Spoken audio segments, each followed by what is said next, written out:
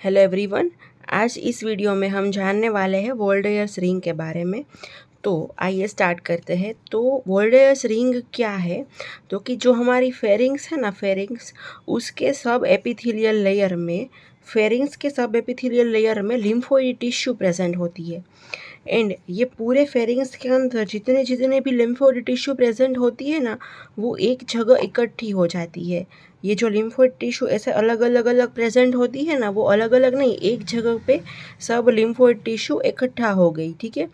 तो हमारी फेरिंग्स में छः जगह पे ऐसा होता है कि जो लिम्फोइड टिश्यू थी वो सब एक साथ इकट्ठा हो गई। ठीक है। एंड ये जो इकट्ठा हुई लिम्फोइड टिश्यू है ना, उसको हम ध्यान से देखें ना, एंड उस लिम्फोइड टिश्यू को, जो जो लिम्फोइड टिश्यू प्रेजेंट है उसको हम ऐसे एग्जांपल बता रही हूँ कि यहाँ पे कोई लिम्फोइड टिश्यू है, यहाँ पे कोई लिम्फोइड टिश्यू है, यहाँ पे कोई टिश्यू है, यहाँ पे कोई टिश्यू है। ठीक है। अब मैं इस सब को जोड़ूँ ना, तो एक रिंग टाइप का स्ट्रक्चर फॉर्म होगा। ठीक है। एक रिंग बनेगी।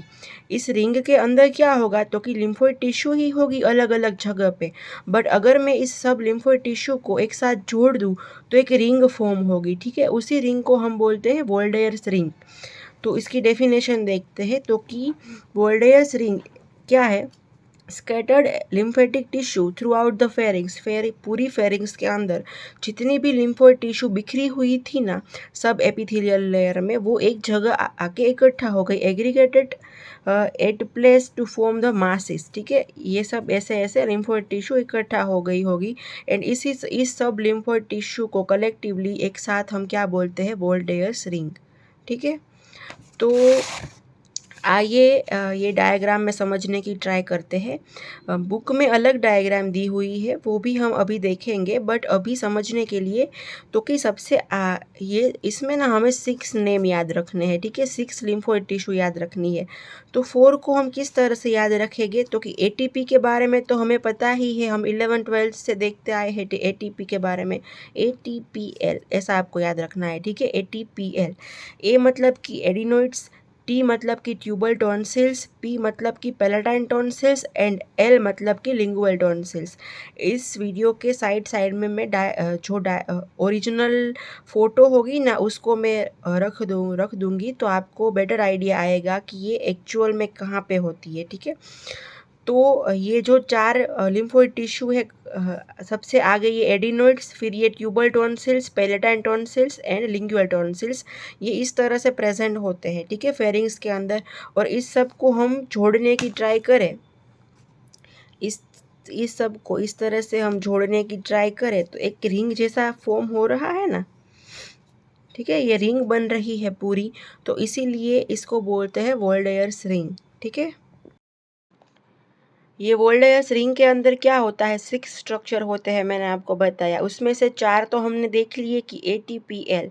ए मतलब कि एडिनोइड्स, टी मतलब कि ट्यूबल टॉन्सिल्स, पी मतलब कि पैलेटाइन टॉन्सिल्स, एंड एल मतलब कि लिंगुअल टॉन्सिल्स। एडिनोइड्स का ही दूसरा नाम है नेजोफेरेंजियल टॉन्सिल्स। ठीक है। ये 4 देख लिए हमने। अभी 2 एक्स्ट्रा है कि lateral pharyngeal bend and nodules. Posterior pharyngeal wall पे नोड्यूल्स प्रेजेंट होती है।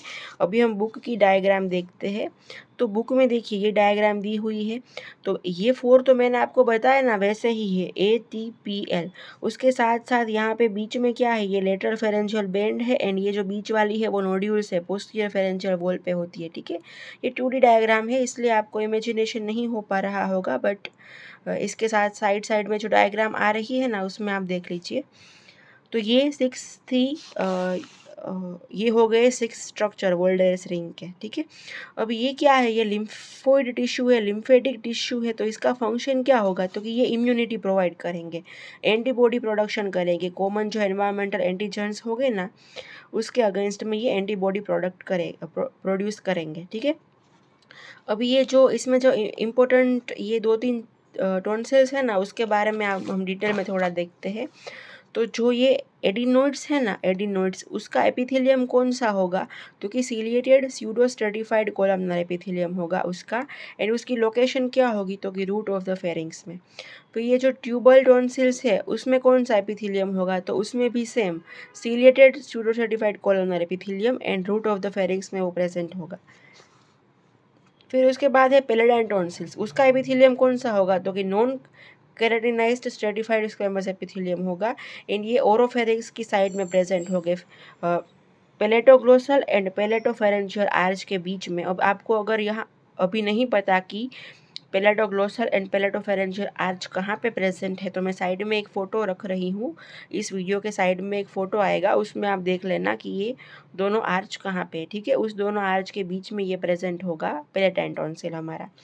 उसके बाद है लिंगुअल टॉन्सिल्स, उसमें भी सेम पैलेटाइन जैसा ही एपिथेलियम है, non keratinized stratified squamous epithelium है। एंड उसका लोकेशन कहाँ पे होगा, तो कि behind the terminal sulcus, tongue में जो, उसका भी फोटो आएगा, टंग में जो टर्मिनल सल्कस है उसके पीछे ये प्रेजेंट होगा, ठीक है। अभी ये जो हमने एटीपीएल स्ट्रक्चर्स देखे हैं ना, adenoids, tubal tonsils, palatine tonsils and lingual tonsils, ये नेजोफेरिंग्स एंड ओरोफेरिंग्स में प्रेजेंट होते हैं। फेरिंग्स को हम 3 पार्ट में डिवाइड करते हैं, नेजोफेरिंग्स, ओरोफेरिंग्स एंड लैरिंगोफेरिंग्स, ठीक है। उसमें ऊपर वाले जो 2 पार्ट हैं, नेजोफेरिंग्स एंड ओरोफेरिंग्स, उसमें ये प्रेजेंट होते हैं। फिर हमको अदर नेम्स देखने हैं। एडिनोइड्स का दूसरा नाम है लुस्कास टॉन्सिल, फिर उसके बाद है ट्यूबर टॉन्सिल, उसका दूसरा नाम है गर्लेक टॉन्सिल, फिर है पैलेटाइन टॉन्सिल, उसका दूसरा नाम है फोसियल टॉन्सिल, ठीक है। ये अदर नेम्स है। अब हमने वोल्डेयर्स रिंग में कौन कौन से स्ट्रक्चर आते हैं उसके बारे में देख लिया है, ठीक है। ये ही मेन है कि वोल्डेयर्स रिंग में कौन कौन से स्ट्रक्चर आते हैं। अब ये लोकल एंटीबॉडी प्रोडक्शन करते हैं, इम्यूनिटी प्रोवाइड करते हैं, ठीक है। अगर हमारे ओरल कैविटी में से कोई एंटीजन या कुछ अंदर आ रहा है उस एरिया में, फेरिंग्स के एरिया में, तो ये जो टिश्यू प्रेजेंट है, लिम्फोइड टिश्यू, वो एंटीबॉडी प्रोड्यूस करेगी, ठीक है।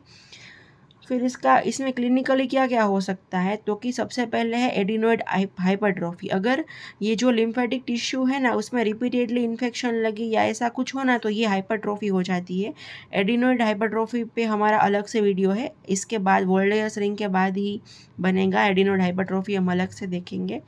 उसके बाद है उसमें लिम्फोमा भी हो सकता है, वोल्डेयर्स रिंग लिम्फोमा। फिर टॉन्सिलाइटिस भी हो सकता है, इसमें जो जो टॉन्सिल है उसमें इन्फेक्शन हो सकता है, टॉन्सिलाइटिस एंड टॉन्सिलोलिथ, इसमें स्टोन का फॉर्मेशन भी हो सकता है, मेनली उसमें कैल्शियम होता है, ठीक है। आई होप आपको वोल्डेयर्स रिंग के बारे में बेसिक आइडिया आ गया है। अगर कोई डाउट है तो मुझे कमेंट सेक्शन में पूछ सकते हैं। टॉपिक सजेशन भी आप मुझे कमेंट सेक्शन में या फिर हमारे इंस्टाग्राम आईडी पे कर सकते हैं। Thank you.